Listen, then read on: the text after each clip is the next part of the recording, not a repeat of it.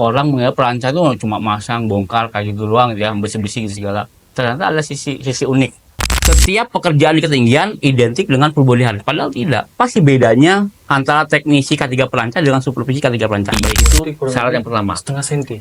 Setengah inci. Setengah inci.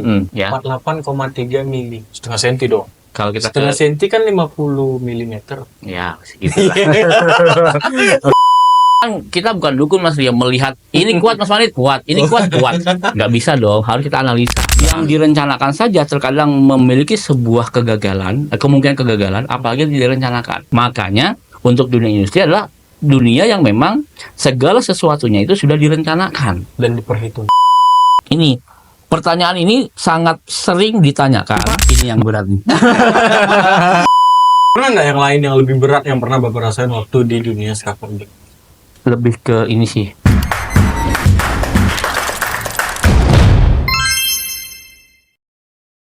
Oke, halo Sobat Direksi. Pada kesempatan kali ini kita perdana kali podcast. Podcast kali ini kita membahas tentang unsur K3. K3 kali ini kita lebih spesifik di perancah. Ini adalah miniatur perancah. Kita undang jauh-jauh tamu kita, tak lain tak bukan, namanya sudah tersohor di mana-mana. Siapa lagi kalau bukan Mr. Panit Raharjo? Silakan datang. Oke, gimana kabar Pak? Alhamdulillah sehat, Bro. Makin keren aja ini. Silakan Pak. Silakan. Terima kasih. Jauh-jauh Mas ya? Oh iya, jauh sekali. Beliau ini waktunya padat sekali, teman-teman semuanya. Jadi kalau ngundang beliau itu kayak kita PO. Jadi kita email dulu, ya kan, dari jauh hari. Nah, karena yang ngundang Delta, nah beliau ngasih kesempatan waktu untuk kita sedikit membahas tentang teknisi perancah. Iya Pak. Siap. Oke, silakan Pak perkenalan dulu. Tapi nggak perlu perkenalan juga ya. Kan nggak apa-apa lah sedikit. Enggak lah. Baik, teman-teman Sobat Safety, nama saya Pak Harjo. Tentunya saat ini saya bernaung di Asosiasi Alay Indonesia. Kemudian saya pun keseharian ya simatupang lah Mas Rio. Apa itu Pak? Siang malam tupang gitu. Iya, simatupang. Iya. Begitulah kurang lebih lah pengen diri saya. Oke, baik. Jadi Pak, kalau boleh kasih tahu teman-teman sedikit tentang pengalaman Bapak dulu sewaktu muda, ya kan, karena kan ada istilahnya muda berkarya, tua bercerita. Nah, sekarang nih waktu Pak Panit dia bercerita teman-teman semuanya. Baik, jadi saya berkecimpung dunia scaffolding. Tentunya awalnya itu ya samalah kayak Mas Rio, safety man, kemudian jadi safety instructor. Kemudian setelah saya jadi safety instructor, saya berkecimpung pengawasan lebih ke scaffolding. Oke, jadi berapa tahun Bapak sudah menggeluti dunia 2014 saya. Wah, 14. Enggak, belum terlalu lama lah. Iya. Kalau dibandingkan sama teman-teman yang pengalaman lainnya, belum terlalu lama. 10 tahun lah. 10 tahun, tapi rekan-rekan bisa kita lihat ya, beliau masih muda. Berarti dari muda itu udah berkecimpung di dunia perancah nih. Boleh tahu Pak, umur berapa pertama kali masuk ke dunia industri dan tertarik ke perancah? Wah, ketahuan tuanya dong. Umur saya lupa, pokoknya ininya dari 2014 lah. Saya masuk ke dunia safety, kemudian masuk ke dunia perancah ini. Itu Mas. 2014 ya Pak ya. Kalau track record pekerjaan pertama itu dulu di mana Pak? Awal mula itu saya project di power plant di Asaimas di Cilegon sana, pengawasan scaffolding itu di suatu perusahaan kontraktor lah. Perusahaan kecil lah ya, lumayan lah. Tapi dari situ saya bisa belajar, seperti ini loh scaffolding itu. Oke. Berarti dari awal masuk ke dunia project, dunia industri itu udah lebih spesifik ke perancah. Oke, perancah itu bahasa familiarnya scaffolding ya Pak ya, yang teman-teman kenal. Nah, mulai berpikir, wah, perancah ini, scaffolding ini bisa jadi subspesialis yang sangat bagus. Itu mulai tertariknya di tahun berapa? 2016 saya lebih ke spesifik ke perancah ya. Jadi kok orang mengira perancang itu cuma masang, bongkar kayak gitu doang ya, bersih-bersih gitu segala. Ternyata ada sisi unik. Jadi memperhitungkan pembebanan dan sebagainya ya gitu tentang scaffolding, kemudian seperti apa membangun scaffolding aman, kemudian memperhitungkan seperti apa scaffolding ini dianggap aman untuk digunakan. Oke, berarti scaffolding itu bukan hanya sekedar yang penting pipa udah naik bisa dinaikin, Oh, tidak. bukan ya? Berarti ada perhitungan. Jadi bicara tentang scaffolding sesuatu bangunan yang memang kalau kita menurut ke Permenaker nomor 1 tahun 1980 bahwa scaffolding itu adalah merupakan sebuah bangunan yang memang digunakan untuk penyangga tenaga kerja, alat dan bahan pada pekerjaan konstruksi. Artinya scaffolding ini dibangun utamanya adalah untuk menjadi sebuah media orang melakukan pekerjaan di ketinggian salah satunya. Dan scaffolding ini dibangun ketika memang tidak ada alat lain yang lebih aman. Jadi ketika ada alat lain yang lebih aman, ya kenapa kita bangun scaffolding? Nah, karena tidak ada alat lain yang lebih aman, maka dibangunlah scaffolding untuk meminimalisir sebuah potensi bahaya yang ada pada pekerjaan ketinggian salah satunya. Oke, berarti kalau kita berbicara tentang pekerjaan di ketinggian nih teman-teman semuanya. Bekerja di ketinggian itu diatur di Permenaker nomor 9 tahun 2016. Di mana pada saat kita bekerja di ketinggian, kita membutuhkan yang namanya akses. Oke, akses bekerja di ketinggian itu dibagi menjadi dua, teman-teman semuanya. Ada akses struktur dan ada akses tali.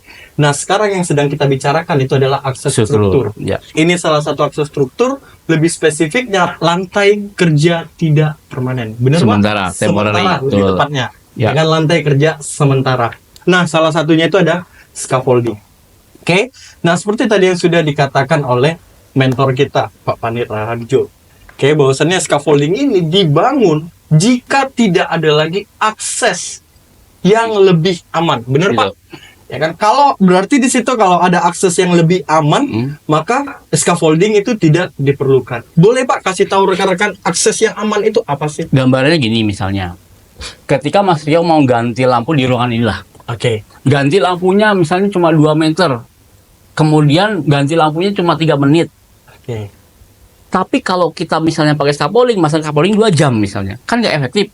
Makanya saya tadi di awal katakan bahwa scaffolding ini memang dibangun, dipasang, digunakan ketika memang tidak ada alat lain yang lebih aman. Kalau ganti lampunya bisa pakai tangga lipat, kenapa pakai scaffolding? Oke. Nah, tapi ketika ganti lampu itu memiliki suatu resiko yang tinggi misalnya, gitu ya. Kemudian orang itu harus melakukan pekerjaan yang benar-benar resikonya itu paling tidak rendah lah ya. Maka salah satunya lipatan scaffolding. Contoh misalnya, orang kalau mau ganti lampu, ya pakai tangga lipat, pengendaliannya apa? Kan nggak mungkin orang langsung, wah orang ganti lampu pakai tangga lipat pakai full body harness. Kan orang berpikirnya begitu ya. Iya. Setiap pekerjaan di ketinggian identik dengan full body harness. Padahal tidak. Kita harus pahami dulu sistem perlindungan jatuh ketika kita melakukan pekerjaan di ketinggian. Itu. Nah, itu udah skupnya Mas Rio lah. Aduh, enggak lah ya, Pak. Nah, artinya ketika orang itu memakai tangga lipat kemudian kedua tangannya melakukan pekerjaan, berarti tidak ada satu tangan pun yang pegangin tangga. Berarti orang itu memiliki adanya potensi terjatuh. Benar. Bagaimana caranya supaya orang itu bisa melakukan pekerjaan dengan aman, berpijak di area yang rata, memiliki sistem perlindungan yang aman? Ya salah satunya lantai kerja sementara ini, salah satunya scaffolding ini. Dipasang ada lantai kerja yang rata, dipasang ada pagar pengaman sebagai sistem perlindungan ketika jatuh. Itu kan salah satu menjadi sebuah hal yang memang ada pada scaffolding. Oke. Itu. Kemudian yang terpenting itu setiap kita akan melakukan pekerjaan dengan menggunakan scaffolding, kan tentunya si pekerja ini harus memastikan bahwa terdapat adanya sebuah beban. Ya, kalau kita ngomongin tentang Mas Rio tahu lah ada pembinaan teknisi K3 Pelanca ataupun supervisi K3 Pelanca. Di situ nanti kita akan paparkan bahwa di dalam scaffolding ini memiliki beberapa beban yang harus kita pahami, baik itu beban mati, beban hidup atau beban lingkungan. Ya. Beban itulah yang akan ditanggung oleh scaffolding ini ketika kita akan gunakan. Nah, begitu kita ikut pembinaan, kita diajarkan bagaimana cara kita memperkirakan beban, baik mati, hidup, ataupun lingkungan, supaya tujuannya adalah si pekerja ini yang akan melakukan pekerjaan di scaffolding, dia paham betul bahwa bagaimana cara dia melakukan pekerjaan aman pada scaffolding. Oke, penjelasannya sangat luar biasa. Nah, dua hal yang saya tangkap tadi, ya kan, yang menjadi pertanyaan juga mungkin untuk teman-teman di rumah juga pasti bertanya, dan di saya sendiri saya bertanya. Tadi ada dua hal yang saya tangkap, Pak. Yang pertama ada yang namanya teknisi perancang, ada yang namanya supervisi perancang. Namanya saja sudah berbeda, ya kan? Berarti fungsi dan tugas dan tanggung jawabnya Kewenangannya juga berbeda. berbeda-beda. Terus tadi yang kedua, teman-teman semuanya, tadi mentor kita Pak Panitra Harjo mengatakan bahwasannya pada saat kita bekerja di ketinggian, permukaannya harus rata, dan pada saat dua tangan kita gunakan untuk bekerja, harus ada yang namanya alat penahan jatuh. Sistem perlindungan. Sistem perlindungan jatuh. Nah, sistem perlindungan jatuh itu setahu Rio ada dua. Ada alat penahan jatuh, Baik. perangkat penahan jatuh, ada perangkat pelindung jatuh. Boleh Pak Iya, baik. dijabarkan sedikit tentang dua hal Satu-satu ini? pertanyaannya berarti ya. Iya, Yang benar. pertama adalah apa sih bedanya antara teknisi K3 perancah dengan supervisi K3 perancah? Baik. Teknisi K3 perancah diatur di Kep Dirjen nomor 20 tahun 2004 tentang apa sih kewenangan seorang teknisi. Kewenangan seorang teknisi adalah memasang, membongkar, merawat, serta mengawasi orang yang sedang melakukan pekerjaan di atas scaffolding. Contoh, Mas Rio punya anggota seorang welder. Seorang welder ini sedang melakukan pekerjaan di atas scaffolding, sedang melakukan pengelasan. Seorang welder ini begitu dia mau ngelas, ternyata dia terganggu dengan adanya salah satu pipa ini ketika dia mau melakukan pengelasan. Si welder berencana mau membuka pipa ini misalnya. Si teknisi melihat, langsung tegur, nggak masalah teknisi ini. Jadi teknisi menegur si welder, Pak, stop, biarkan kami yang merubah, karena itu sebuah kewenangan kami. Tapi teknisi ini harus berkoordinasi dengan supervisinya, karena ada perubahan yang akan dilakukan oleh si teknisinya.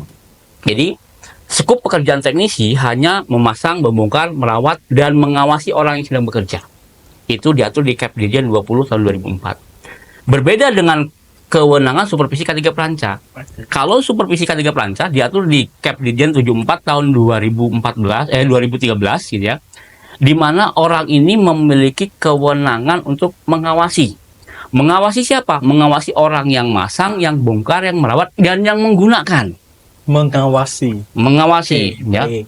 Nah, pertanyaannya, boleh nggak sih seorang teknisi itu menggantikan peran sebagai seorang supervisi? Atau sebaliknya, boleh nggak sih si supervisi melakukan pekerjaan menjadi seorang teknisi? Misalnya supervisi, boleh nggak sih masang? Iya.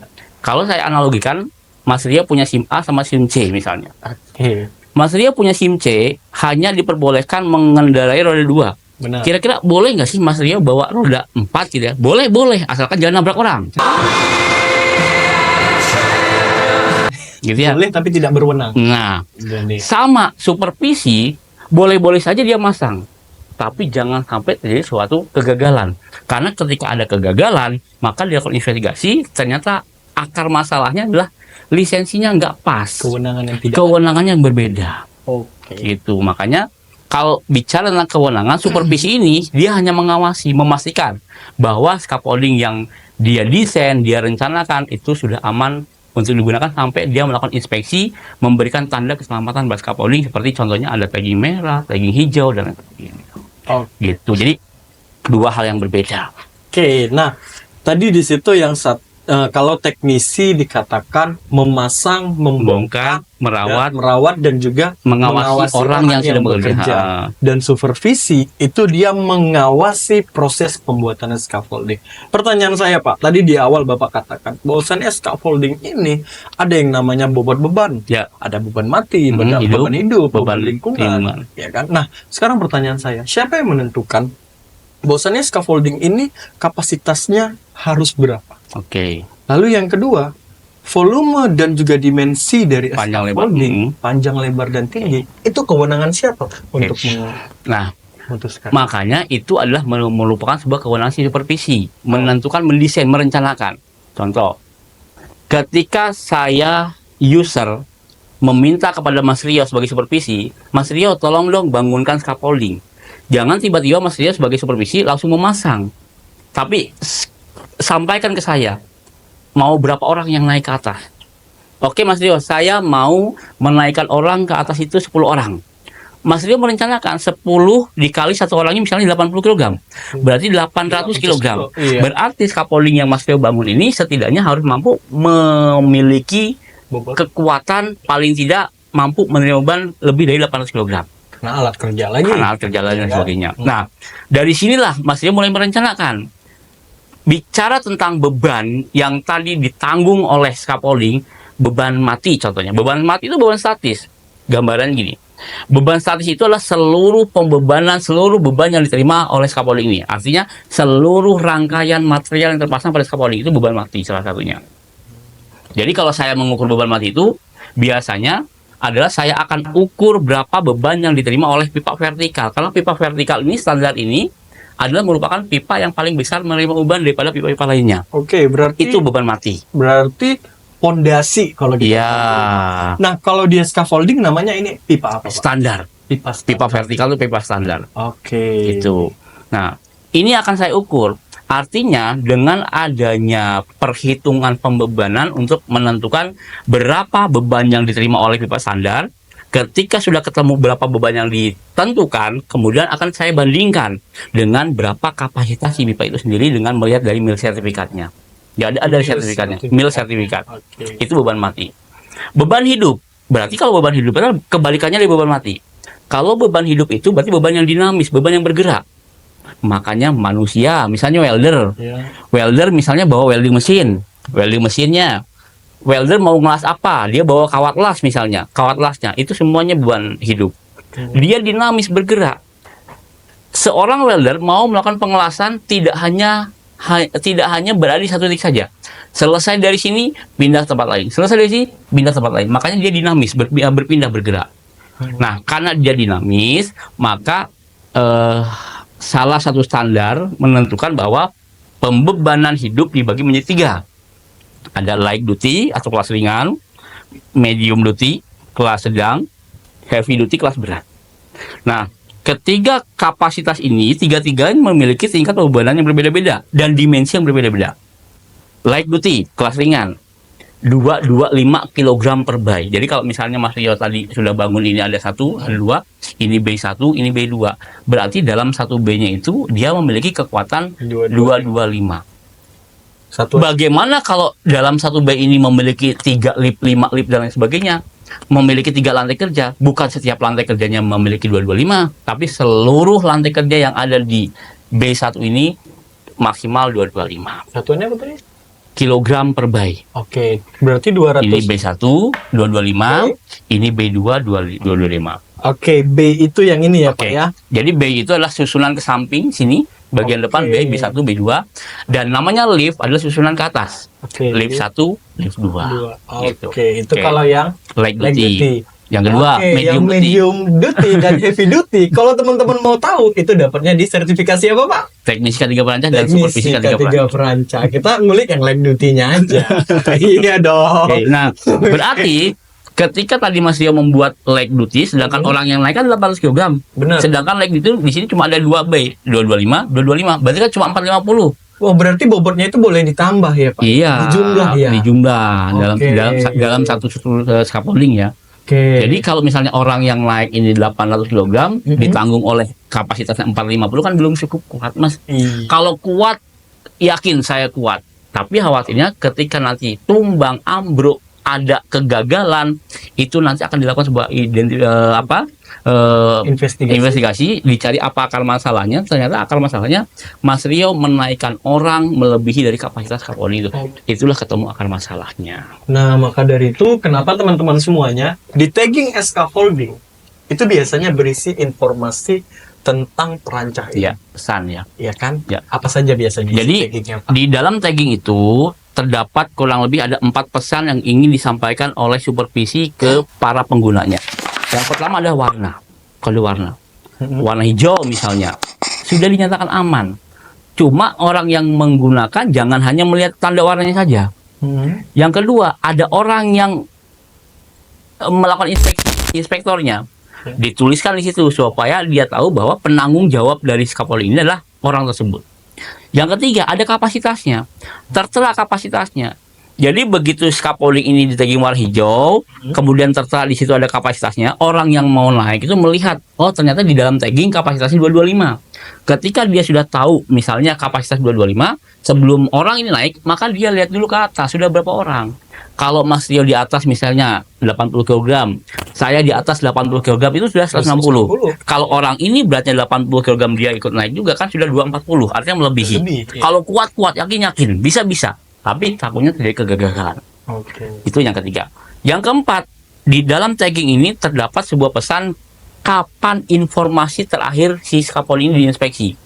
Oh. Karena di surat keputusan bersama antara Menteri Tenaga Kerja dan Menteri PU dijelaskan bahwa inspeksi scaffolding itu dilakukan maksimal per 7 hari.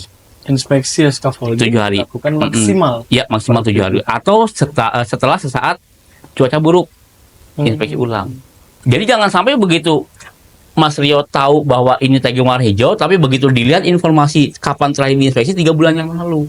Wow. Gitu. Nah, itu harus diperhatikan. Nah, makanya kenapa seorang supervisi harus dapat memastikan bahwa scaffolding yang dibangun ini, digunakan ini tentunya masih dalam kondisi baik, kondisi aman.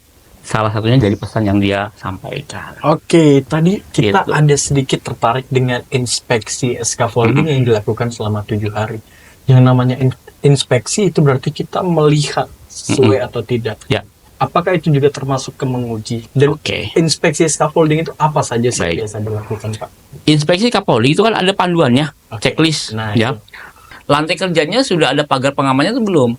Top rail, mid rail, two board gitu ya, sebagai sistem perlindungan jatuh. Nanti kita ngomongin tentang sistem perlindungan jatuh. Oke. Nah, ketika ini sudah ada sistem perlindungan jatuhnya, pagar pengaman sudah ada, maka kita mulailah inspeksi dari bawah, mulai dari landasan, mulai dari tingkat pengikatan, sampai ke akses yang akan dia gunakan. Ketika aksesnya tidak ergonomis itu berarti mudah dilalui, gitu ya.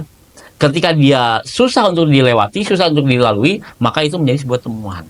Nah, nanti misalnya berapa banyak kriteria checklist yang ditemukan, contoh misalnya kalau saya bikin checklist 24, nanti jumlah yes-nya berapa, kemudian dikalikan 100, kemudian dibagi 24 kriteria checklistnya.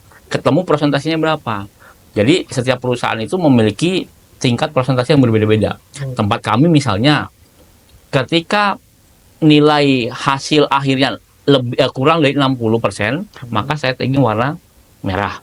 Tapi ketika presentasinya lebih dari 60%, maka ini sudah saya anggap aman digunakan, layak digunakan. Oke. Nah, itu inspeksi yang Itu dilakukan.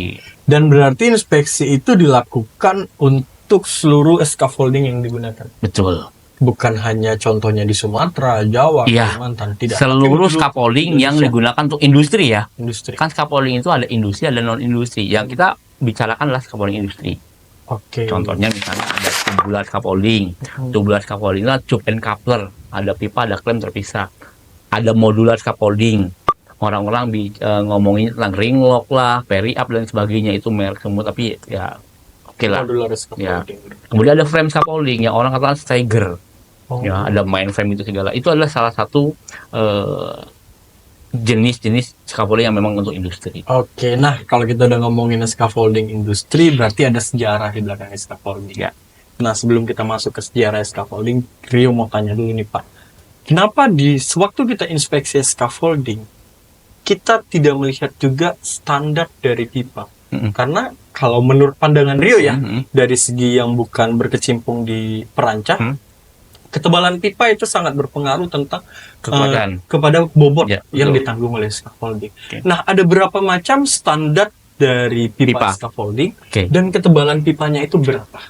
Jadi di dalam checklist, karena tadi saya tidak menjelaskan secara detail ya, di dalam checklist itu ada ketentuan umum dan ketentuan khusus. Nah, ketentuan khusus salah satunya menjelaskan tentang pipa ini. Oke. Pipa yang dikatakan standar untuk pipa scaffolding itu pada umumnya ada 4 syarat, Mas. Oke. Yang pertama diameter. Diameter pipa itu minimal 48,3 mili. 8,3 mili. Itu Berarti kurang syarat lebih yang pertama. setengah senti, Setengah inci. setengah inci. Mm-mm. Oke. Betul nggak? Ya. 48,3 mili, setengah senti dong. Kalau kita setengah senti kan 50 mm. ya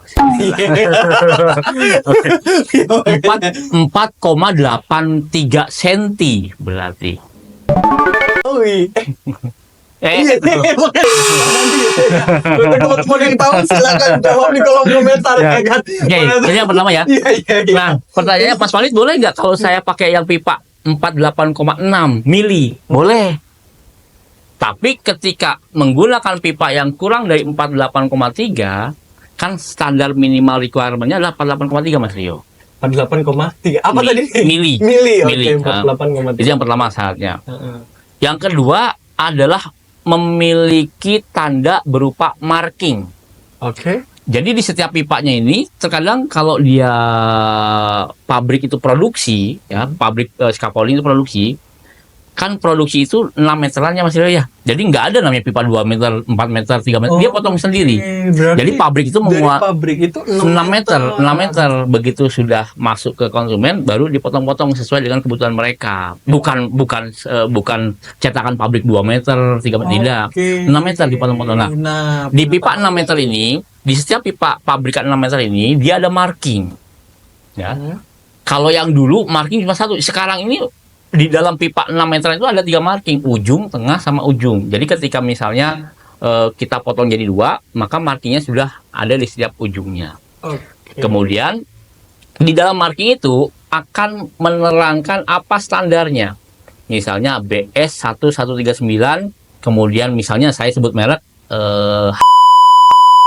kemudian 4.0. BS Artinya tadi ya, Pak, ya? BS itulah British Standard. Berarti standar dari pipa ini adalah British Standard. 1139 kode standarnya, kemudian dan sebagainya itulah merekannya, Oke. produsennya, dan Berarti- terakhir ketebalan 4,04 mili. Oke, nah marking scaffoldingnya bisa dilihat di sini. Nah, ini contoh marking scaffolding Iya. rekan sungainya. Oke, tadi yang BS. Nah, nanti teman-teman silakan lihat di sini nih mana yang mereknya, mana yang ketebalannya, mana yang standarnya. Tadi Ya. sampai di BS. Silakan, Oke. Pak. Nah, pipa-pipa yang termarking ini utamanya adalah pipa-pipa yang panjang. Misalnya Mas Rio beli pipa 6 meter, wajib ada markingnya. Jadi jangan sampai nanti pipa air yang digunakan. Karena Air. di lapangan tuh banyak sekali pipa air. Gitu ya. Pipa 6 meter, marking pasti ada kalau dia memang standar. Mas Rio beli 6 meter, ternyata mau dipotong jadi 2, 5 meter dan 1 meter. Maka yang 5 meternya ini disisakan markingnya. Mas Rio beli 6 meter, dipotong jadi 2, 4 meter dan 2 meter. Maka yang 4 meter sisakan markingnya. Kenapa? Karena pipa-pipa yang panjang ini biasanya digunakan untuk pipa utama. Seperti standar, ledger, top rail, bracing, outrigger, dan lain sebagainya. Nah, apa bahasa-bahasa itu nanti akan dapat ketika Sertifikasi dong. Iya kan? Iya. Yang standar, tadi yang kata bracing, Betul. ya legend, Nah, transom, itu toolboard. itu sudah syarat yang kedua ya. Ya, yang Syarat kedua. Syarat yang kedua. Syarat yang ketiga, kondisi baik. Secara Kondisi baik. visual itu kondisi baik itu ya secara umum ya, tidak karat, tidak bengkok, tidak retak. Cuma kan namanya pipa scaffolding dipasang kena hujan, kena panas pasti karat lah Mas ya. Iya benar. Intinya namanya karat, pipa kehujanan, kepanasan pasti karat lah ya. Karat selagi belum keropos, go ahead lah mungkin seperti Oke, it's mungkin okay seperti berarti itu. ya Pak. Ya, cuma tergantung dilihat dari toleransi yang dimiliki oleh si perusahaan itu sendiri. Kan setiap perusahaan memiliki toleransi berbeda-beda Mas. Oke. Gitu ya. Itu yang ketiga, kondisi baik. Karat berarti karat dibolehkan, korosi yang tidak dibolehkan. Iya, sampai benar-benar Jebol lah ya, bilangnya ya Pak ya. kan itu Bisa secara visual kan bisa kita lihat gitu ya. ngelitik kayak kerupuk lah gitu Betul. ya kan. Kalau secara umum dikatakan di ketentuannya memang tidak karat, tidak bengkok, Tidak tidak berubah bentuk. berubah bentuk dan sebagainya. Cuma Hmm. presentasinya berapa kan perusahaan masing-masing yang akan menentukan. Itu yang ketiga. Hmm. Yang keempat, yang paling penting Mas, terdapat ada mil sertifikat. Mil Jadi sertifikat. kalau beli scaffolding itu jangan lupa minta mil sertifikat. Karena mil sertifikat itu akan dijadikan sebuah acuan oleh si engineer ataupun si analis. Jadi engineer scaffolding ini akan menentukan berapa yield strength-nya, tensile strength-nya itu nanti ketika dia melihat mil sertifikatnya. Nah, kan kita bukan dukun Mas Ria melihat ini kuat Mas Manit kuat, ini kuat, nggak bisa dong, harus kita analisa. Nah, analisa itu berawal dari dokumen yang kita terima. Gitu. Oke, nah berbicara tentang ketebalan tadi nih Pak. Kita tahu besi itu ada yang namanya aus pemakaian. Mm-mm. Benar? Mm-mm. Nah, apakah ketebalan pipa scaffolding ini hanya kita dapat lihat di mil sertifikat atau kita boleh nggak ngecek ketebalan pipa scaffolding ini? Dan jika kita boleh ngecek, alat apa yang kita gunakan? Apakah alat thickness cukup kita gunakan? Oke. Ataukah ada ketentuan lain? Baik. Ya. Bicara ketebalan, tadi ngomongin standar minimal 48,3 ya. Ya. Itu adalah diameter luar, bukan ketebalan. Ketebalan beragam, Mas. Oke, diameter luar tadi. Oke, Yang distandarkan 48,3 itu diameter luarnya. Diameter. Kalau ketebalan, bukan. Oh. Ketebalan setiap standar memiliki ketebalan berbeda. Misalnya Jepang International Standard JIS memiliki ketebalan misalnya 2,3 sampai mungkin 2,8. Kemudian misalnya BS sampai ada yang 4 mili ketebalannya. Semakin tebal tentunya tingkat yield strength atau tensile strength-nya semakin besar dong. Artinya semakin tebal semakin kuat dong, gitu ya. Semakin tebal semakin kuat, tapi semakin tebal semakin berat. Iya, itu dia. Ininya.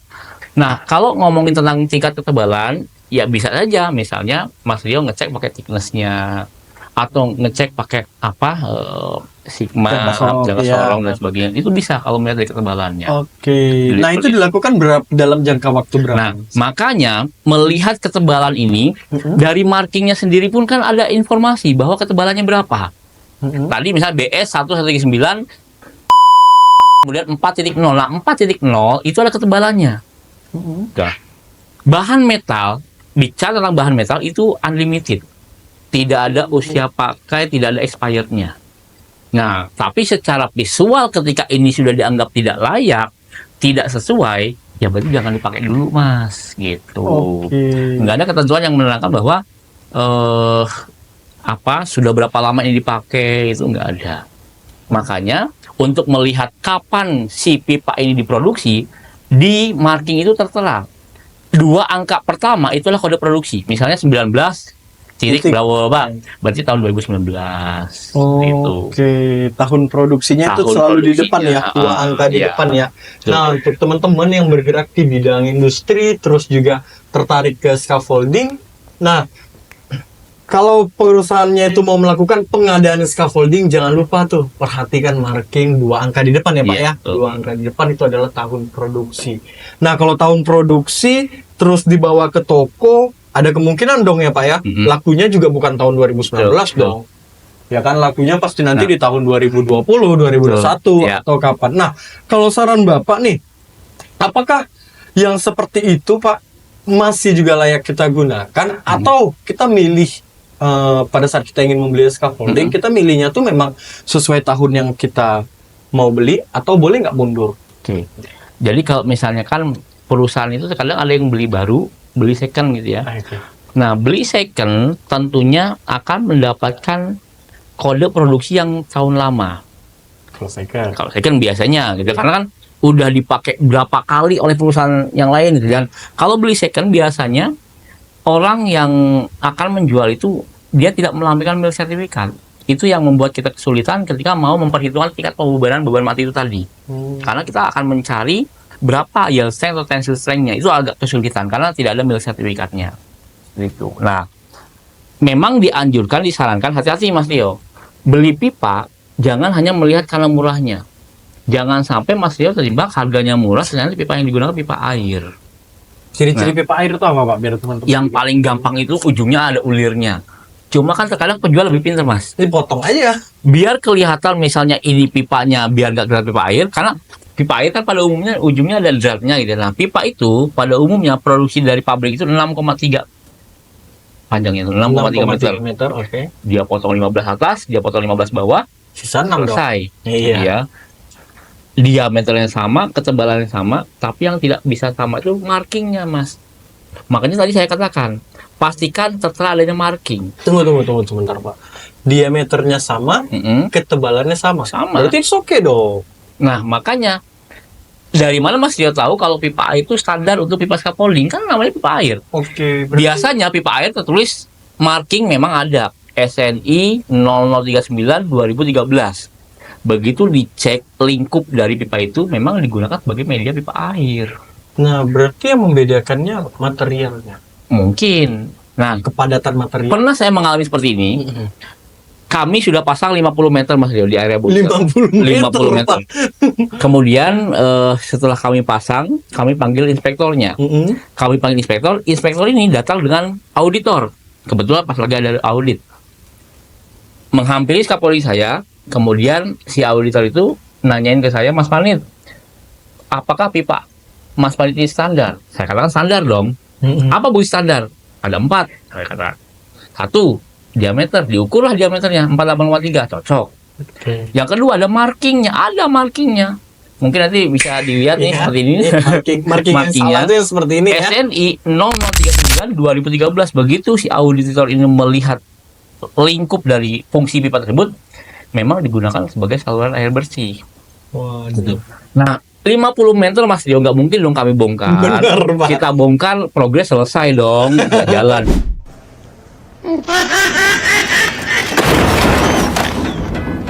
Akhirnya, ketika itu memang kelolosan kami ya, saya katakan pada auditor ya, Pak, selain dibongkar, apakah ada solusi lain? Oke, Pak Panit, kita kumpul bareng. Mulai dari user, konsultan, kontraktor, main kontraktor, sama tim scaffolder. Oke. Dikumpulin jadi satu ruangan, kita bahas. Banyak argumen, banyak perdebatan, akhirnya ketemu win-win solusinya. Apa itu? Oke, Mas Panit, tetap boleh digunakan, asalkan dengan catatan dilakukan sebuah pengujian Oh. pada pipa itu sendiri secara random sampling. Nah, kala itu kita ambil random sampling 5 buah pipa, kita ambil secara random, ya jelas kita pilih yang bagus-bagus dong ya. Iya, jelas lah. Dibawa ke lab, dilakukan sebuah pengujian, Mm-mm. ketemulah yang namanya mil sertifikat. Nah, kita lihat dari sisi tensile strength-nya. Hasil pengujiannya itu punya saya kala itu hasil tensile strength itu 402 megapascal. Oke, tensile strength ini kalau teman-teman bahasa paling sederhana seperti lendutan ya. Iya. Kita bilang Ya. Nah, tensilnya 402 megapascal. Dari sini si auditor ini nanya, emang minimal requirement-nya berapa sih?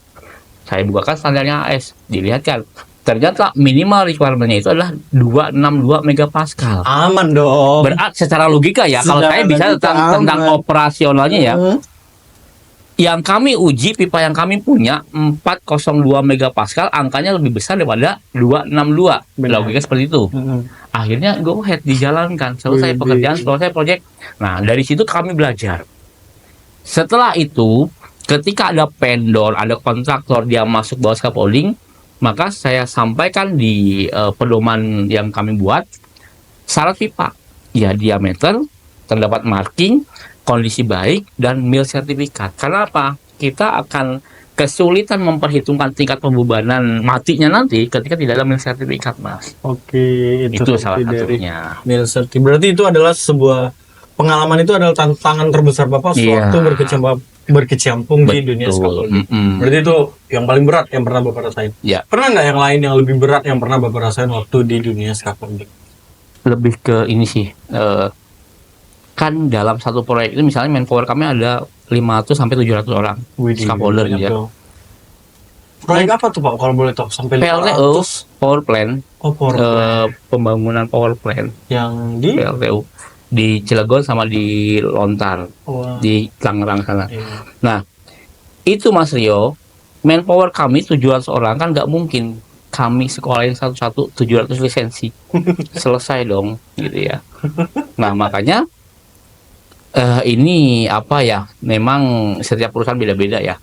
Nah, kala itu kami koordinasi dengan tim safety, kami minta win-win solusinya. Seperti apa win-win solusinya? Kalau misalnya 700 orang ini kita sekolahkan untuk sertifikasi, nggak jadi proyek. Ya, nggak jalan proyek kita. Iya dong. Nah, kala itu orang safety mengatakan, oke Pak Panit, kita bikin sebuah kebijakan yang ditandatangani oleh top management bahwa kita lakukan 5:1.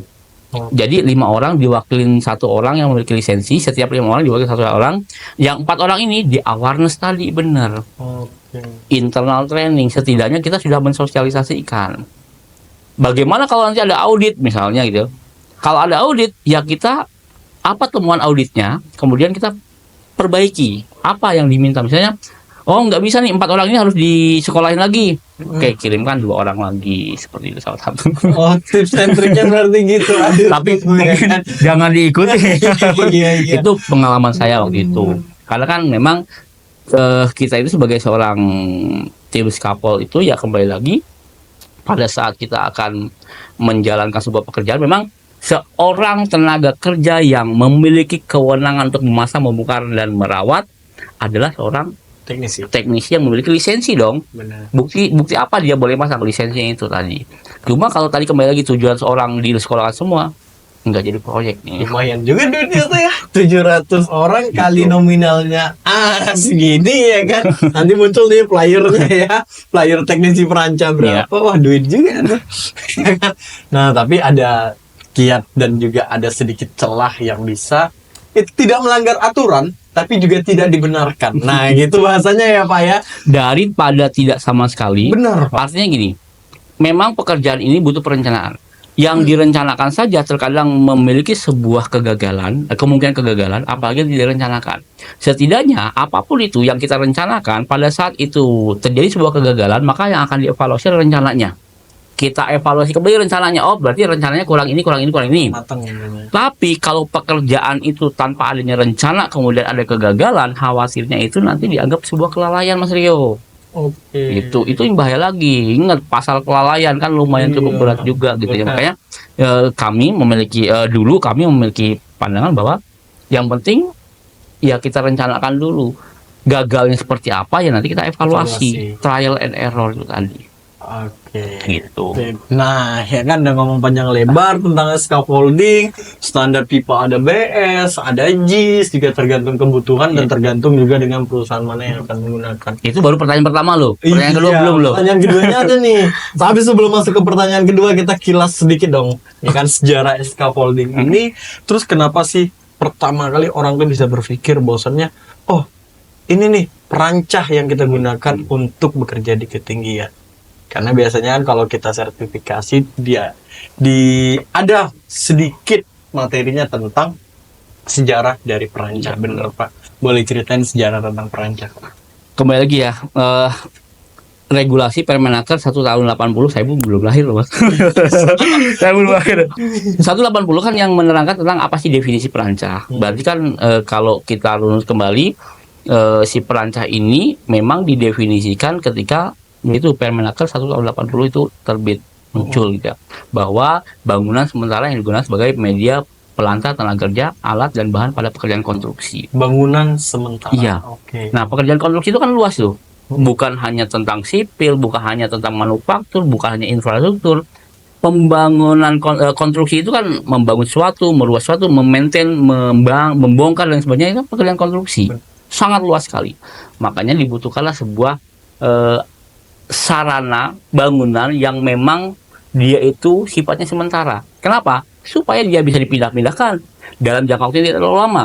Selesai pekerjaan di sini, pindahkan lagi. Selesai pekerjaan ini, bongkar, pasang lagi dan lain sebagainya. Makanya scaffolding inilah yang memang dianggap efektif dan efisien ketika kita melakukan pekerjaan yang ada hubungannya dengan konstruksi bangunan ataupun pekerjaan yang ada hubungannya dengan pekerjaan di ketinggian itu tadi. Oke, nah berarti bangunan sementara yang digunakan di konstruksi. Nah, di mana teman-teman tahu kalau kita lihat di Permenaker 180 di pasal 1 ayatnya saya lupa, itu konstruksi bangunan ialah seluruh tahapan yang dilakukan di tempat kerja. Betul. Dan berarti luang lingkup dari konstruksi itu sangat luas. Baik itu dari erection, plumbing, terus juga dari pondasi, terus juga maintenance dan lain sebagainya ya Pak ya. Betul. Nah, itu tahapan konstruksi. Nah, apakah dulu perancah itu langsung besi? Apakah ada perkembangannya Pak? Karena kalau kita melihat perancah dari sudut luar, bukan dari sudut industri, kita bisa melihat kalau di tukang bangunan itu katanya kuda-kuda. Iya kan Pak ya, kuda-kuda, ada 2 papan terus balok dijadiinnya. Nah, dia bilangnya kuda-kuda. Ya. Nah, apakah itu juga masuk perancah, bagian dari sejarah perancah atau bagaimana? Baik.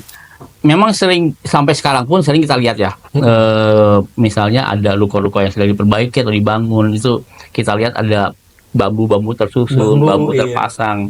Itu mungkin salah satu juga perancah juga gitu. Cuma kategorinya non industri untuk saat ini. Nah, berarti perancah ini kategorinya ada 2 atau iya. apa? Ada dua, ada industri dan non-industri. Oke. Nah, karena kita ngomongin tentang pekerjaan industri, maka yang kita bahas adalah ya perancang Perancang industri. industri. Maka dari itu, apapun itu pembahasannya, ketika kita melakukan pekerjaan industri, ya kita gunakan scaffolding perancang industri. Kalau perancangan non-industri itu boleh nggak sedikit beberapa kilas biar teman-teman juga tahu mana sih perancang yang bukan industri dan itu tidak boleh berarti dibawa ke industri, benar Pak? Oke. Sekarang gini, perusahaan Mas Rio bergerak di bidang industri gitu ya. Bisa nggak Mas Rio menggunakan scaffoldingnya itu dari bambu? Bisa saja ketika ada kesepakatan. Misalnya, proyeknya Mas Rio di tengah hutan sana. Di mana tengah hutan sana, Mas Rio agak kesulitan untuk memobilisasi material-material scaffolding pipa ini ke tengah hutan sana. Ternyata di tengah hutan sana ada bambu, ada kayu. Ya, boleh dong itu digunakan sebagai media lantai kerja. Ketika disepakati oleh usernya, oleh kontraktornya, oleh Mas Rio dan teman-teman yang lain, ya silakan, gitu ya. Karena itu sudah ada kesepakatan. Tapi bicara tentang yang namanya dunia industri, berarti segala sesuatu yang telah terencanakan. Kan nggak mungkin Mas Rio sekarang proyeknya di PT A misalnya, industri. Mas Rio bawa masuk ke PT A ini kan bambu, kayu dan sebagainya. Kan pasti tidak akan terima. Kenapa? Karena tidak bisa dipertanggungjawabkan tentang kekuatannya. Memang ini kekuatan alam. Kita tidak bisa mengukur kekuatan alam, gitu ya, bambu, kayu dan sebagainya. Lah engkau denganku hider.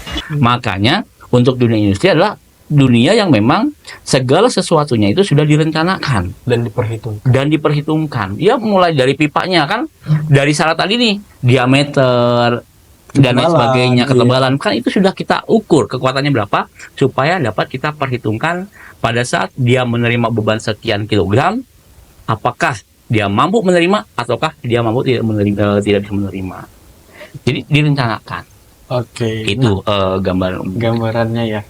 Nah, kalau dia yang scaffolding frame, kita katakan scaffolding frame itu adalah scaffolding yang gampang sekali menyusunnya, bisa kita katakan seperti itu ya Pak ya. Scaffolding frame itu kan biasa asibanya itu lantai kerjanya yang di sini ya, catwalknya. Ada juga Rio tengok beberapa kasus itu yang terbuat dari kayu. Apakah itu juga standar dan diperbolehkan? Nah, bicara standar terkait tentang ketebalan papan yang diizinkan untuk sebuah media pijakan atau lantai kerja, ada ketentuannya. Minimal 3,2 cm ketebalannya. Minimal 3,2 cm. Materialnya ditentukan juga nggak Pak? Ada tabelnya. Jadi, ketika misalnya Mas Rio di lapangan pakai katakanlah metal plank, entah itu Asiba, entah itu apapun itu, berarti kan sudah ada tabel kekuatan dari pabriknya, manufakturnya. Ini kalau manufakturan. Tapi ketika papan kayu, kita lihat ada di situ tabel kekuatan ketika Mas Rio menggunakan media papan kayu sebagai media lantai kerja. Misalnya BS ditentukan ketebalannya berapa, kemudian kekuatannya berapa, pemasangan putlock. Nah, ini putlock nih. Pemasangan putlock penyangga pipa lantai kerja ini per berapa senti dan kekuatannya kilogram per meter perseginya berapa, itu sudah ditentukan di tabelnya. Makanya ini tabelnya kurang lebih seperti ini. Tabelnya nanti bisa dimasukin. Bukan berarti nggak boleh pakai papan kayu, masih boleh, tapi kembali lagi karena bicara tentang industri dan manufaktur telah menciptakan dan memproduksi, ya setidaknya kita utamakan dulu yang memang manufaktur yang sudah teruji. Nah, ketika mungkin nggak bisa pakai metal plank, nggak bisa pakai papan yang manufaktur, baru pengendaliannya dilakukan sebuah rekayasa. Kan ada tuh, kita paling senang Mas rekayasa engineering tuh, ngakali tapi yang teruji. Gitu, ngakali yang teruji. Barulah papan kayu ini digunakan. Tapi beberapa perusahaan masih banyak menggunakan papan kayu, mungkin dengan beberapa pertimbangan, perhitungan si perusahaan tersebut, kenapa kok menggunakan papan kayu, itu masih banyak, masih ada. Memang di Indonesia masih boleh juga. Seperti itu ya Pak ya. Oke, nah tuh kalau untuk pertanyaan pertama bagus juga dan penjelasannya juga sudah cukup lengkap Rio rasa. Nah, kalau untuk yang pertanyaan kedua tadi Pak, ayo masih ingat nggak? Sistem perlindungan ya. Iya benar. Kalau kita menurut ke Permenaker 9 2016 tentang pekerjaan pada ketinggian, ngomongin tentang pekerjaan ketinggian itu kan kalau beberapa standar mengatakan 1,8, 1,2, 2 meter, tapi di Indonesia ini unik. Di Indonesia itu mengatakan tidak ada angka, tapi Jika terdapat perbedaan terdapat tinggi, beda tinggi, dan potensi jatuh memiliki dan potensi kerugian. jatuh, Nah, itu kerugian. sangat jelas gitu loh. Jadi kalau orang mengatakan ini nggak jelas, ini sangat jelas gitu ya. Saya sangat senang sekali menjelaskannya. Coba jelaskan Jadi- Pak, ya kan? Beda tinggi, contohnya gini. Ketika orang itu misalnya mau ganti lampu tadi kembali lagi, cuma naik tangga, misalkan 3 anak tangga, cuma 1 meter misalnya. Kira-kira ada nggak beda tinggi? Ada dong. Tapi apakah itu sudah masuk ke dalam kategori pekerjaan ketinggian kan belum tentu. Karena masih harus mencapai 2 unsur 2 penting. poin lagi, iya. Yang kedua, ada potensi jatuh. Orang kerja di 3 anak tangga 1 meter, selain beda tinggi, jelas ada tadi, ada nggak dia potensi jatuh? Ada. Ada. Ada kemungkinan dia jatuh. Apakah dia sudah bisa dikatakan masuk ke dalam kategori pekerjaan ini? Belum. Satu lagi. Disempurnakan dengan yang ketiga, adanya kerugian. Baik itu cedera, meninggal dunia, ataupun kerusakan harta benda. Dan itu pun belum cukup juga. Hasil risk assessment-nya apa? Orang Mas Rio naik tangga lipat, naik 3 anak tangga, mau ganti lampu, bawahnya aman clear, dengan orang naik tangga lipat, mau ganti lampu, bawahnya buaya. Jauh Kan memiliki risiko yang berbeda. Iya. Jadi jangan disamakan. Artinya ketika orang naik tangga itu bisa dikendalikan. Misalnya menyisakan 2 anak tangga sebagai sistem perlindungan jatuh, pengganti pagar pengaman, itu misalnya bisa dikurangin ya resikonya, go ahead silakan. Nggak perlu pakai full body harus mau ngapain. Oh. Gitu ya. Karena sudah terdapat sebuah sistem perlindungan jatuh. Sekarang orang mau naik 3 anak tangga Mas Rio, suruh pakai full body harus, nyantolin di mana? Di anak tangga, begitu dia jatuh, nginjek. Tangannya ikut. Nah, percuma dong. Makanya pengendaliannya 1, sisakan 2 anak tangga. Kedua, harus ada orang yang megangin bagian bawah tangga. Oh. Jadi, orang kerja ketinggian itu jangan biarkan dia kerja sendirian. Minimal 2 orang. Minimal. Entah yang ngawasin, entah yang helpernya. Gitu ya. Itu ya. Jadi, Perangkat pelindung jatuh dan penahan jatuh. oke. Sistem perlindungan jatuh dibagi menjadi 2. Tadi itu. Ada sistem perlindungan pencegah jatuh, Oke. dan satu lagi sistem perlindungan penahan jatuh. Oke. Sistem perlindungan pencegah jatuh itu adalah suatu rangkaian alat yang memang digunakan, dipasangkan untuk meminimalisir supaya orang itu tidak terjadi sebuah kecelakaan dan kerugian. Misalnya, sistem perlindungan jatuh, pencegah jatuh dibagi 2 lagi. Ada yang kolektif, ada yang perorangan. Perorangan. Nah, iya. Yang kolektif, ya salah satu di ini, di scaffolding ini ada pagar pengaman. Kayak ini kolektif berarti bisa dipakai bersama. Oke, Ya kolektif, kan? Kolektif bareng-bareng. berarti kan katanya Berarti bareng. ditentukan di situ di Permenaker 9/2016 ada top rail yang tingginya minimal 950, Milimeter. middle rail tingginya 470 mm, dan ada papan two-boardnya. Inilah sebuah sistem perlindungan jatuh. Top rail, mid rail, two-board sebagai sistem perlindungan jatuh yang kolektif. Perlindungan jatuh atau pencegah jatuh tadi? Perlindungan jatuh, pencegah jatuh. Oke, yang bagian pencegah berarti. ya, Pak. pencegah. Ini berarti pencegah ya. Pencegah. Oke. Yang di situ dikatakan minimal kapasitasnya 0,9 kN. Oke, berarti ini harus mampu menahan beban sampai dengan 0,9 kilo. Iya, Newton. kalau diatur di Permenakernya ya. 9 Iya. 2016 ya. Pak. Nah, itu. Makanya ketika kita melakukan inspeksi scaffolding, kenapa kita harus lihat dulu ke atas, ke bagian lantai kerja, ada nggak pagar pengamannya? Kalau pagar pengamannya ada 1, 2, 3 sudah terlengkapi, baru go ahead kita mulai inspeksi. Dari bawah. Tapi kalau nggak ada, ya nggak usah diinspeksi, ngapain? Udah jelas nggak aman. Udah nggak ya. aman gitu ya. Jangan sampai kita capek-capek inspeksi dari bawah, sampai atas sudah nggak ada. Wah, Iya sih. Sistem perlindungan pencegah jatuh dulu ya, tadi ya, Iya. yang kolektif, pagar pengaman ya. Kemudian, lantas apa yang menjadi sebuah sistem perlindungan pencegah jatuh yang perseorangan? Sistem pasung, artinya gini, Pasung. walk restraint. Oke. Jadi ketika pagar pengaman ini nggak bisa dipasangkan, misalnya Mas Rio melakukan pekerjaan di area lantai kerja yang tetap, tapi belum ada pagar pengamannya, Sip. ya nggak ada handrailnya, maka kita buat sebuah sistem pasung, tali pasung, yang fungsinya untuk membatasi si orang ini agar dia tidak masuk ke dalam area yang memiliki adanya potensi dia terjatuh. Panjang Betul tali nggak? pasung ini berarti fleksibel dong. Fleksibel, menyesuaikan. Yang penting idealnya Hmm. area dia berdiri sampai Area jatuh. ujung ini ya Ini, 2 ya, meter ini ya. lah. 2 meter Oh, 2 lah. meter. Karena kan kalau panjang tali body harness Mm-mm. itu kan 1,8 tuh, Iya. ya kan ditetapin. Iya. Berarti kalau tali pasung dari Tali pasung. walk restraint, Walk kita restraint. bilang, kan, Mm-mm. itu dia fleksibel berarti Tali ya. membergerak. Tapi paling jauh itu 2 meter seperti itu. enggak, area ininya. area dari Area si orang, manuver pergerakan. area si orang ini berdiri Mm-mm. sampai ke ujung ini ya Oke. ideal 2 meter lah. Oke. Begitu dia masuk ke sini, berarti dia sudah masuk ke dalam kategori Iya. potensi dia memiliki Jatuh. potensi jatuh. Itu sistem perlindungan pencegah jatuh, teman-teman. Mm-mm. Nah, bergeser lagi, ada sistem perlindungan penahan jatuh. Oke. Ini pun dibagi dua lagi, Perorangan dan kolektif. perorangan dan kolektif.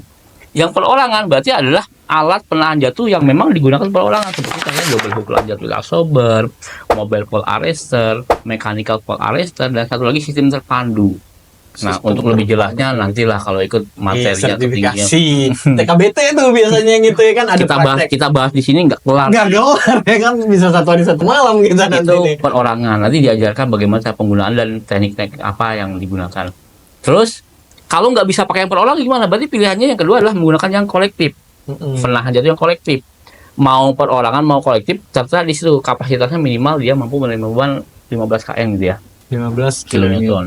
Oke. Yang kolektif apa contohnya? Seperti safety net, beam bag atau bantalan, itu adalah merupakan suatu sistem perlindungan penahan jatuh. Penahan jatuh kolektif gitu ya. Berarti kayak jaring ya kan, Ya. safety net, terus juga bantalan Nah, biasanya dibuat betul. di bawah. Nah, bagaimana aplikasinya ketika orang itu bekerja di scaffolding? Contoh gini. Pada saat scaffolding ini sudah dinyatakan aman untuk digunakan, Mm-mm. apakah orang ini masih wajib menggunakan full body harness? Jangan katakan ketika kita bekerja ketinggian itu pakai langsung full body harness. Kita orang kerja ketinggian itu yang kita pikirkan adalah sistem perlindungannya dulu. Kan sistem perlindungan bukan cuma body harness, Mas. Benar. Ya. Nah, kapan orang menambahkan double hook, ya? Double hook si alat penahan jatuhnya, Mm-mm. ketika orang itu kan memiliki adanya potensi dia kemungkinan jatuh. Jatuh ya. Misalnya orang naik turun tangga vertikal, kan ada kemungkinan dia jatuh. Benar, Pak. Tambahkan Pak double hooknya. Oh. Oke. Ketika orang sudah berdiri di sini, Mas Rio, sudah ada pelindung jatuhnya. Mm-mm. Apakah perlu kita mencantolkan menambahkan? Nggak perlu. Kenapa? Kan sudah ada sini perlindungan jatuh. Kecuali kalau Mas Rio bekerja di luar pagar pengaman seperti ini. Nah, baru Mas Rio bekerja seperti tambahkan. ini boleh nih, Pak. Maksudnya kan gambarannya. Oh, gambarannya. Gitu loh. Kalau masih bekerja seperti ini, misalnya nih, kan masih ada potensi jatuh. Pasti. Baru Mas Rio terapkan ABC tadi, ada angkul, body harness, dan konektor, connecting device. Oh. Baru cantolkan. Tapi ketika Mas Rio sudah bekerja di sini, ini sudah terpasang pagar pengaman yang efektif, pagar pengaman yang lengkap, top rail, middle, dan two board yang sesuai dengan standar, nggak perlu lagi mencantolkan. Oke. Tapi orang terkadang yang salah persepsinya itu adalah gini, Mas Rio. Orang mau melakukan aktivitas, misalnya di atas scaffolding sudah ditekan warna hijau. Mereka katakan nggak perlu pakai full body harness, ngapain? Gitu ya. Risk assessment lagi. Jadi hasil risk assessment-nya apa? Orang menuju meninggalkan lantai kerjanya kan misalnya menggunakan tangga vertikal. Nah, di tangga vertikalnya ini risk assessment-nya masih tinggi. Mm-mm. Makanya bagaimana cara kita mengurangi resiko tersebut? Salah satunya adalah ya dengan cara menentukan penggunaan si alat penahan jatuh Iya, tadi. Jadi namanya. yang kita pikirkan itu adalah sistem perlindungannya. Jangan langsung memikirkan full body harness. Itu yang memang harus kita Berarti lebih ke risk assessment-nya ya, Pak. Yang Iya, mulai dari sebenarnya. yang eliminasi, substitusi, Ya, rekayasa teknis, Iya. administratif, dan yang terakhir alat pelindung diri. betul. Seperti itu. Nah, kalau kita tarik teori tersebut ke kasus yang sehari-hari kita lihat di lapangan atau di area kerja ya. Itu contoh sederhananya adalah menaiki tangki. Oke. Storage tank, tangki timbun ya kan Pak ya. Dimana kita tahu menaiki tangki timbun itu kita menggunakan Stair. stair ataupun tangga keliling. Mm-mm. Ya kan, vertikal. Sampai di atas, tangki itu sudah dilengkapi dengan top rail, mid rail. Nah, beberapa case, Pak, yang pernah Rio alami, itu pada saat menaiki tangga, mereka tidak mencantolkan body harness. Oke. Jadi Mas Rio harus bisa membandingkan antara ladder dengan stair. Beda. Kalau Ladder dan stair. ya, kalau stair itu seperti yang Mas Rio tadi katakan, Mm-mm, sebuah tangki mm-mm. dengan tangga melingkar itu stair. Setiap stair itu memiliki tingkat anak tangga yang cenderung lebih lebar. Benar. Makanya tidak perlu kita menambahkan setiap anak tangga menggunakan stair. Kenapa? Karena orang naik satu tangga lepas tangannya dua-duanya, mereka bisa masih seimbang. Benar. Makanya dibantulah dengan adanya railing tadi untuk pegangan, supaya 3 point kontaknya tetap dapat. Nah, kalau ladder tadi yang saya katakan sebuah tangga vertikal dengan cenderung anak tangganya itu lebih kecil-kecil, Iya. orang naik satu anak tangga lepas tangannya dua-duanya kan nggak seimbang. Ya benar, jatuh. Betul, pasti. makanya sistem perlindungan penahan jatuh harus diaktifkan. Oh. Kalau tadi stair tidak perlu diaktifkan karena sudah ada yang namanya sistem perlindungan pencegah jatuh sebagai sebuah railing itu tadi. Nah, Oke. harus bisa dibandingkan. Jadi kalau orang naik stair mencantolkan setiap anak tangga, orang mau ngantor mas tadi kita naik stair tuh. Kenapa kita nggak pakai? Karena setiap anak tangga memiliki tingkat kelebaran yang Pijakannya. pijakan yang cenderung lebih lebar ketimbang yang ladder. Itu harus kita jelaskan. Nah, berarti Pak, boleh dong Rio berpendapat bahwasannya menaiki tangki boleh tidak menggunakan body harness. Gini, tanyakan dulu akhir dari pekerjaan dia di atas mau ngapain. Misalnya kita hanya ngecek, ngelihat Oke. aja gitu secara visual. Dia naik ke atas, kan ngecek itu banyak sekali ya aktivitasnya. Ngeceknya dia itu ada menimbulkan potensi dia melakukan pekerjaan yang menimbulkan sebuah resiko Jatuh. jatuh atau tidak. Kan orang ngecek ya katakan, makanya setiap orang mau kerja ketinggian itu tanyain dulu orangnya mau ngapain di atas. Contoh, orang mau naik ke tangki nggak pakai yang namanya sistem perlindungan jatuh, nggak pakai full body harness gitu ya. Begitu nyampe atas dia naik ke scaffolding misalnya. Iya, salah dong. Berarti harus Iya. pakai dong. Makanya orang yang mau naik ini dia tanyain mau ngapain dan dilakukan risk assessment. Berarti kan sudah ada rencana kerja dia tuh mau ngapain. Gitu. Nah, tapi ketika si tangki ini sedang tahap konstruksi, perbaikan dan lain sebagainya, karena ada pekerjaan yang dia aktivitasnya memiliki adanya sebuah potensi yang menimbulkan resiko dia jatuh, maka tetap gunakan sistem. Makanya jangan langsung ke full body harness, tapi sistem perlindungannya dulu dijelaskan. Ketika sistem perlindungannya dia bisa dicegah dengan adanya pagar pengaman, dia ngapain? Ya, pakai full body harness. Tapi ketika sudah dilindungi dengan sistem pagar pengaman tadi masih ada sisa risiko, maka pengendalian yang paling akhir sistem penahan jatuh seperti APJP-nya barulah digunakan. Oke, contoh case-nya nih kita mau melakukan kalibrasi di tangki. Ya Mm-mm. kan, kalibrasi kan kita tahu kalau kita naik ke atas tangki berarti kita hanya sounding. Ya kan, sounding kita masukin alat sounding dari lubang yang mungkin diameternya kurang lebih segini lah ya kan, 1 sampai 2 inci. Nah, apakah itu juga kita harus menggunakan body harness atau Oke. tidak? Kalau sesuai dengan regulasinya, beda tinggi potensi dan kerugian, gitu ya. Cuma kembali lagi, setiap perusahaan memiliki site policy berbeda-beda. Beda perusahaan, beda policy. Lain lubuk, lain ikan. Nah. Ya, Pak, ya. Mas Rio masuk ke PT ABC, naik tangga, naik tangki, tangganya tangga stair, nggak perlu pakai full body harness perusahaan A. Tapi perusahaan B Wajib berarti. wajib full body harness. Nah, makanya ya kita sebagai seorang Praktisi. bukan sebagai kontraktor yang akan melakukan pekerjaan, ya kita akan mengikuti polisinya. Kenapa mereka menggunakan full body harness? Misalnya karena mereka memiliki perhitungan tingkat resiko yang berbeda. Gitu. Makanya kembali lagi, itu bukan hal yang harus kita perdebatkan Mas Rio. Oke. Gitu ya. Dua-duanya bagus. Yang pertama tadi misalnya nggak pakai full body harness karena mereka sudah menilai risikonya itu rendah. Artinya nggak perlu menggunakan perlindungan jatuh pun misalnya nggak pakai full body harness nggak masalah karena mereka sudah anggap rendah. Kan berarti mereka sudah mempertanggungjawabkan. Tapi kenapa kok yang perusahaan B ini menggunakan full body harness? Karena hasil dari risk assessment-nya mereka menemukan ada hal yang Jatuh. ada risiko yang mungkin Fatal lah. tinggi lah seperti itu. Salah satu makanya ini pertanyaan ini sangat sering ditanyakan. Makanya Mas Rio sampaikan dulu tuh ke para pesertanya. Orang ini kerjaan akhirnya tuh mau ngapain? Dan side policy-nya hasil dari risk assessment-nya hasilnya apa? Gitu ya. Jadi nggak bisa beda tinggi potensi jatuh dan kerugian kita aplikasikan untuk semua pekerjaan yang berbeda, nggak bisa. Makanya ada yang namanya HIRADC ya Pak Makanya ya. adanya ya. Hazard Identification Risk Assessment Design Control. Oke.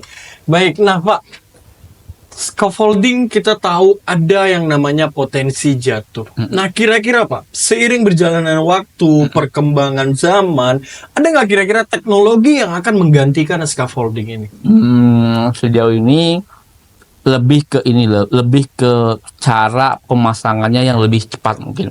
Apa Seperti itu? misalnya modular, ada ring lock, dia nggak pakai klem. Ring lock itu yang seperti ini ya? Ya, Kita kan bisa lihat. ring lock itu merek ya, ring Ada di lock. sini ya. Ada peri-up yang dimana ketika dia dipasangkan cenderung lebih cepat ya daripada yang tube and coupler seperti ini. Berarti nggak pakai kunci-kunci raca? Dia hanya gitu. pakai alat pukul aja, palu biasanya. Oke. Ya, klak klak klak klak karena dia mengikuti dari manufakturnya. Itu cenderung lebih cepat pemasangannya sehingga progresnya kan lebih cepat juga. Mungkin seiring berkembangnya teknologi lebih ke arah sana. Dan seiring berkembangnya teknologi sekarang pun misalnya alat untuk atau bangunan atau media yang digunakan sebagai pelantar tenaga kerja selain scaffolding yang tadi saya sudah paparkan, ada lagi seperti skisor lift, boom lift, kayak orang mau ganti lampu jalan dan sebagainya kan cenderung lebih cepat. Kan kalau pasang scaffolding cenderung lebih lama waktu itu tadi, makanya yang boom lift, teknologi gitu ya. sekarang mengarah ke arah sana. Boom lift, Boom lift, skisor lift seperti kan? itu. Dan itu ada lisensinya juga katanya ya? Iya, ada. Ada ya?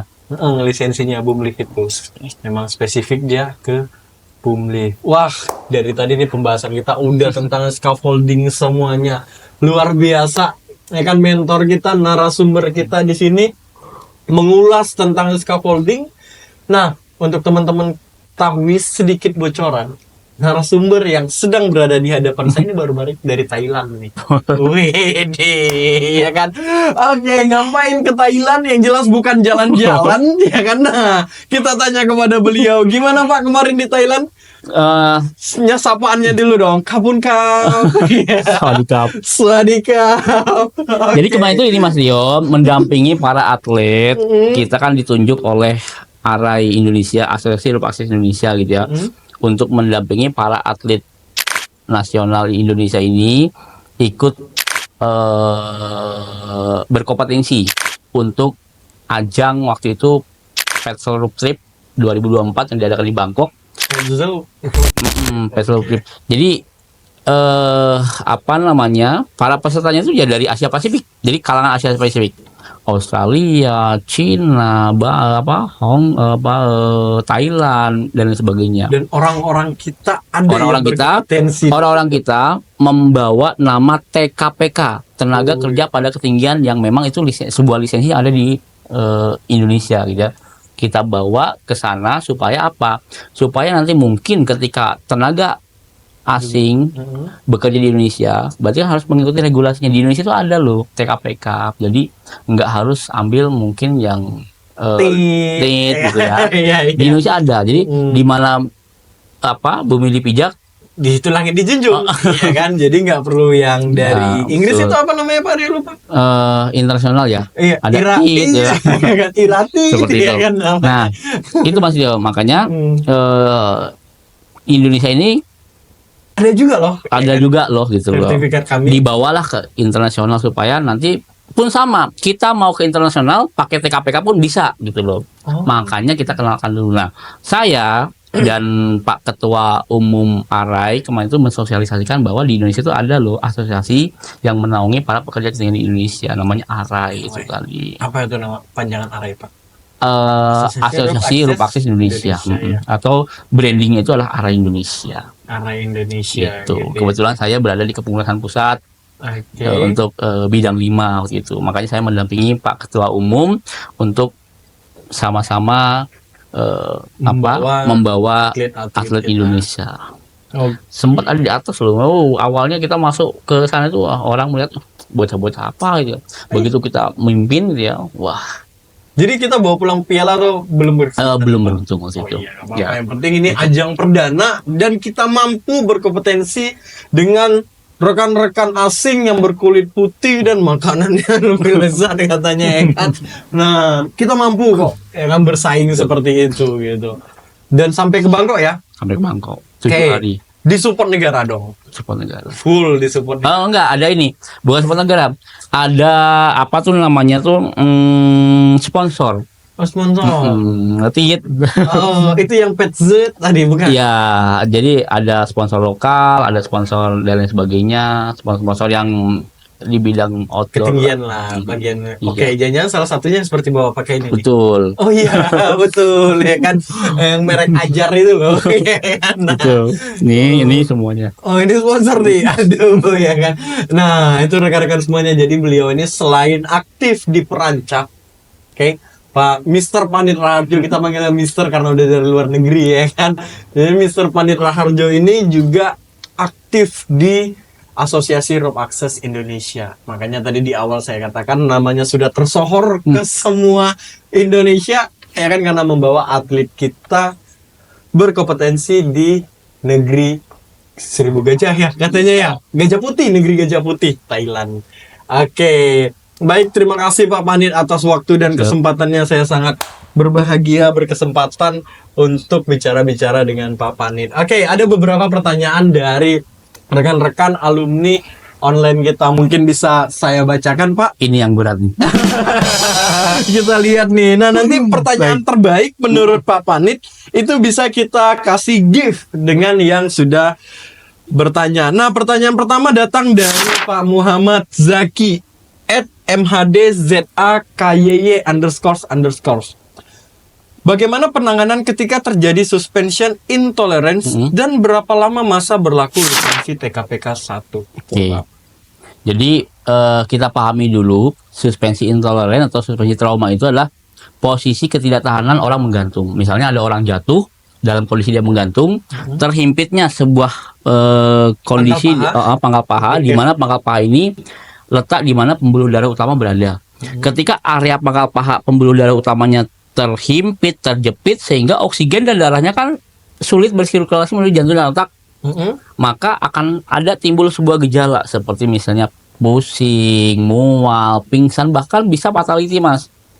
Nah, ketika orang ini mengalami suspensi intoleran atau suspensi trauma tadi, berarti kan orang ini harus mampu melakukan yang namanya self rescue, menolong diri sendiri. Oke. Gimana caranya? Cara yang paling utama adalah mencari sebuah pijakan, Mas. Kalau ada pijakan yang tetap, misalnya ada pipa scapuling, ya langsung aja ambil pipa scapuling untuk pijakan, supaya tidak terjadi sebuah himpitan di sini. Bagaimana kalau nggak ada, Mas Panit, gitu ya? Iya. Kalau nggak ada, full body harness, beberapa full body harness itu ada yang namanya suspension trauma strap. Suspension trauma strap ini difungsikan untuk pijakan sementara ketika orang itu dalam kondisi menggantung itu tadi. Kayak yang biasanya mereknya itu salah Satunya. Jadi itu diuraikan sebagai pijakan. Ketika dia berpijak, maka beban yang tadi ditanggung oleh, kan kalau orang jatuh itu misalnya full body harus material kan ada di punggung bearingnya ya. Benar. Ketika orang jatuh menggantung seperti ini kan ketarik tuh. Nah, seperti ini ya gambar orang jatuh itu kurang lebih seperti Oke, ini. berarti ada komponen harness ini menghimpit pangkal paha sehingga oksigen tadi sulit bersirkulasi. Dengan adanya suspension trauma strap, dengan adanya pijakan di kaki yang sementara tadi, fungsinya adalah merubah pembebanan yang tadinya dibebani punggung, pindahkan ke kaki. Oke. Ketika beban dipindahkan ke kaki, berarti pangkal pahanya ini bisa kendur dan bisa merilis sebuah oksigen dan darah menuju jantung dan otak. Maka orang ini akan terhindar dari yang namanya suspensi trauma. Sampai berapa lama dia bisa dipijakan sementara? Sampai bantuan datang. Ketika dia sudah berpijak, Mas, itu dia sudah bisa mensirkulasikan oksigen dan darah, itu nggak ada hitungan berapa lama. Oh, bebas. Tapi ketika orang menggantung, ya golden time lah mungkin ya. Golden time-nya berapa kalau? 6, 7, 8 menit lah kurang lebih. Oke, berarti Seperti kalau itu. kita tergantung tanpa bantuan, itu tubuh kita mampu bertahan hanya sampai 8 menit ya? Bisa jadi itu tergantung pagi atau sore hari. Pagi habis sarapan mungkin lebih panjang. Tapi kalau sore hari, iya. sore hari Perut lagi lapar. lagi lapar, minumnya kurang, asupan mineral oksigen kurang, ya bisa jadi lebih cepat. Oke, baik. Itu. Nah, yang kedua TKPK ya. Ya, lisensi TKPK. Mungkin bisa dilihat dari ininya, di lisensinya biasanya TKPK itu 5 tahun biasanya, Mas Rio. Jadi sebelum 5 tahunnya habis, maka harus mengajukan untuk perpanjangan supaya nantinya orang ini tidak mengikuti training ulang ketika sudah melewati dari expired. Berarti kalau sudah expired harus training ulang ya rekan-rekan semuanya. Sebelum expired jangan lupa perpanjang di Delta Reka kreasi. Oke, baik. Nah, pertanyaan kedua teman-teman semuanya dari Bu Nurul Fazira @FZRANRL. Dalam sebuah proyek konstruksi bangunan baja, sebagai ahli K3 umum, sejauh apa peran dan tanggung jawab kami terkait memastikan keselamatan pada scaffolding? Titik. Oke.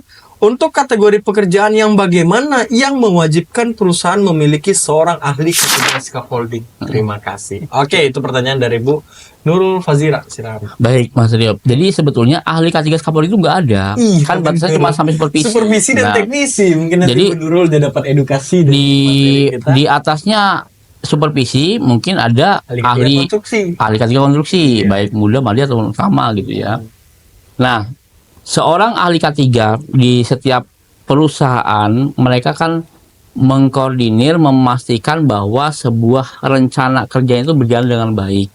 Artinya seorang sebuah bangunan, misalnya scaffolding mau dibangun, mau digunakan, berarti kan harus ada orang yang memasang, dan orang yang memasang harus kompeten. Kompetensinya apa saja? Nah, itu yang Bu Nurul tadi pastikan bahwa seorang yang mau masang berarti kompetensinya harus memiliki lisensi teknisi K3 perancah. Dan orang ini yang mau masang kan butuh pendamping. Siapa pendampingnya? Salah satunya supervisi K3 perancah yang memastikan bahwa scaffolding ini sesuai dengan rencana, dia desain dan dia pastikan bahwa dia aman. Nah, ahli K3 itu tentunya hanya mengkoordinir semua itu gitu. Mereka. Salah satunya bahwa setiap pekerjaan yang mereka lakukan itu sudah sesuai dengan apa yang telah direncanakan oleh si ahli K3 itu tadi. Jadi bukan ahli K3 scaffolding yang langsung mengawasi, nggak ada ahli K3 scaffolding. Nggak ada ahli K3 scaffolding, adanya supervisi dan teknisi teman-teman semuanya. Oke, baik, pertanyaan ketiga dari rekan-rekan kita. Nah, pertanyaan pertama dari orang ketiga ini atas nama Pak Jeffrey Gultom. Pertanyaan pertama, berapa standar ketebalan scaffolding pipa? Nah, kalau mau tahu jawabannya tadi di video udah tenang, ya kan? Yang kedua, di ketinggian berapa suatu pekerjaan harus memakai scaffolding? Nah, tadi belum kita nih, silakan Pak. Baik. Ya itu tadi ya saya sampaikan, scaffolding ini dibangun ketika tidak ada alat lain lebih aman ya. Ketinggian berapapun misalnya mau 2 meter, 3 meter, 4 meter, 5 meter, kalau itu dianggap memang tidak bisa pakai alat lain, ya berarti pakai scaffolding. Contoh orang mau ngecat. Orang mau ngecat plafon kalau pakai tangga lipat berarti ada kemungkinan tangan kiri pegangin ember cat, tangan kanan pegangin kuas cat. Tidak ada salah satu tangan yang pegangin tangga, kan bahaya. Gimana caranya supaya ember cat yang bisa kita taruh? Salah satunya scaffolding. Supaya ember cat yang bisa kita taruh di lantai kerja, orang ini bisa leluasa melakukan sebuah pengecetan. Jadi tidak ada batas ketinggiannya, ketentuannya. Sesuai fungsi berarti ya Pak ya. Tapi ketentuannya ada bahwa scaffolding ini sebuah lantai kerja dikasih pagar pengaman ketika tingginya melebihi 2 meter.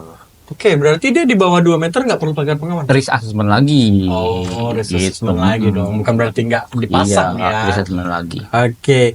Nah, pertanyaan ketiga, di ketinggian berapa pemakaian scaffolding harus mempunyai rescue plan? Oke, rescue plan ini pada umumnya dibuat ketika pekerjaan itu dianggap kritikal. Oke.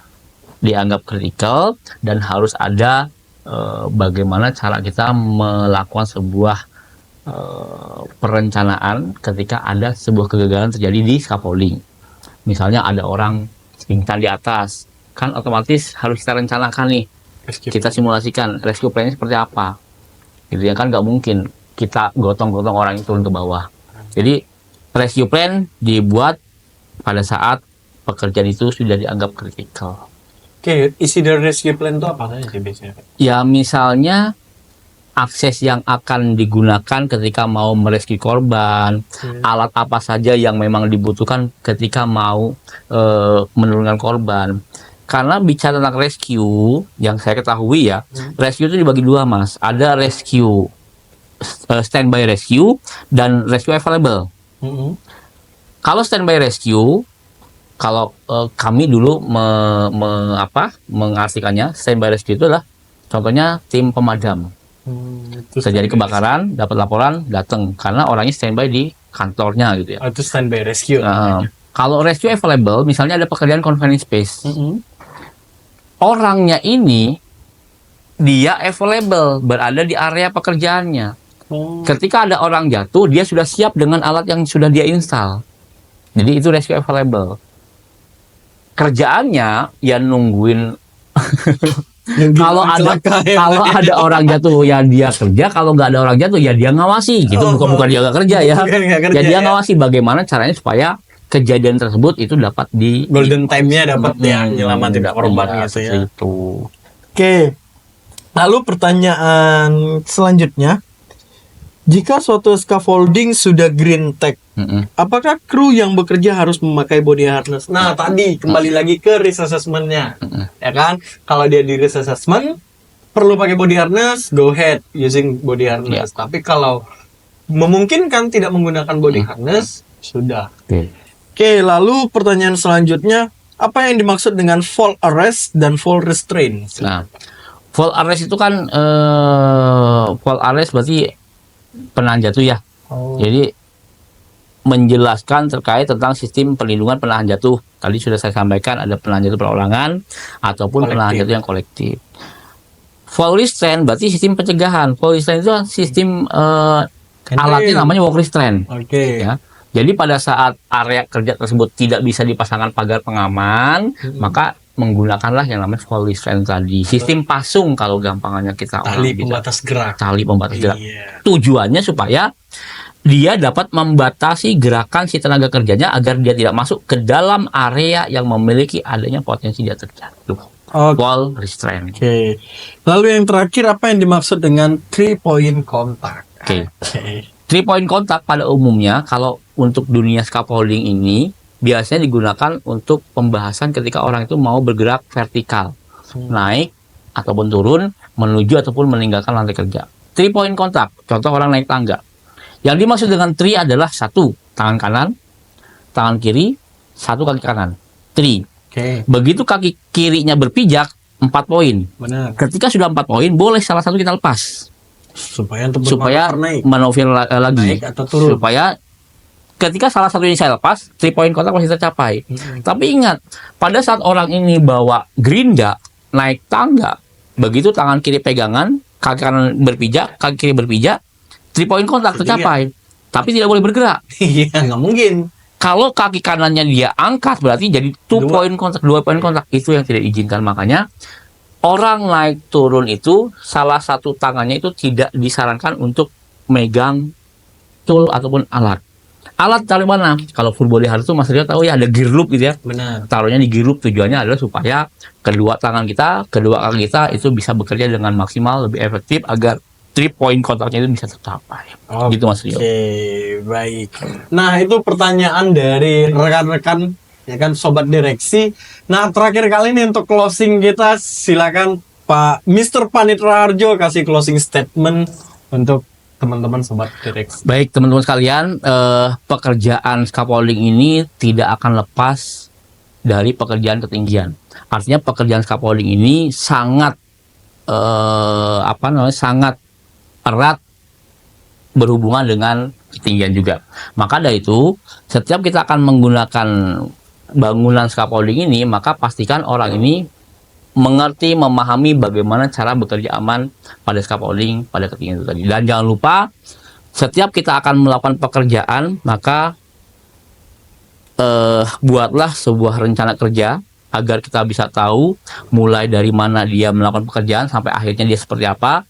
Yang kedua, pastikan ada prosedur kerjanya supaya juga bisa tersusun. Artinya prosedur cara tadi naik turun tangga, prosedur cara pemasangan scaffolding, ada prosedurnya.